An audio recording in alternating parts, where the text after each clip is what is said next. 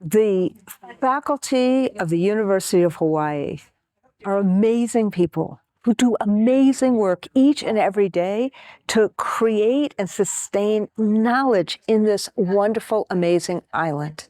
And today, we have done something incredibly special. The UHPA and the AFT have affiliated with each other.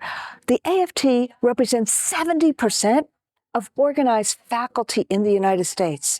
And we need to make sure that education and higher education is the best it can be for kids throughout the United States.